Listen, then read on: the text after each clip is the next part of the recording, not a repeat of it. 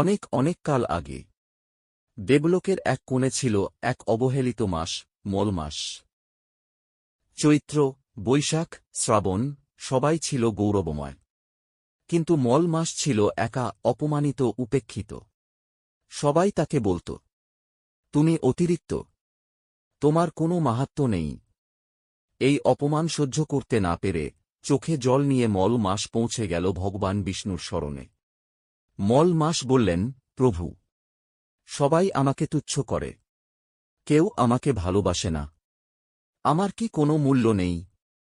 ভগবান বিষ্ণু মৃদু হেসে বললেন, না, তুমি তুচ্ছ নও। আজ থেকে আমি তোমাকে আমার নিজের নাম দিচ্ছি, পুরুষোত্তম মাস। সঙ্গে সঙ্গে চারদিকে ছড়িয়ে পড়ল দেবীয় আলো, স্বর্গ থেকে ঝরতে লাগল ফুল। অবহেলিত মল মাস পরিণত হল পবিত্র পুরুষোত্তম মাসে। সেই দিন থেকে এই মাস হয়ে উঠল ভগবান বিষ্ণুর সবচেয়ে প্রিয় মাস। কিন্তু জানেন কি, একে অধিক মাস কেন বলা হয়? চন্দ্র বছরের হিসাব আর সূর্য বছরের হিসাবের মধ্যে কিছু দিনের পার্থক্য হয়। সেই পার্থক্য পূরণ করতেই প্রায় ৩ বছর অন্তর আসে একটি অতিরিক্ত মাস। আর সেই অতিরিক্ত মাসই হল অধিক মাস, অর্থাৎ পুরুষোত্তম মাস।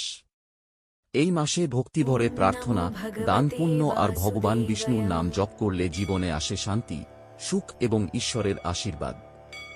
এই কাহিনী আমাদের শেখায়, যাকে সবাই অবহেলা করে, ঈশ্বর তাকেই একদিন শ্রেষ্ঠ সম্মান দিতে পারেন। ভিডিওটি ভালো লাগলে লাইক, কমেন্ট, শেয়ার করে পাশে থাকুন।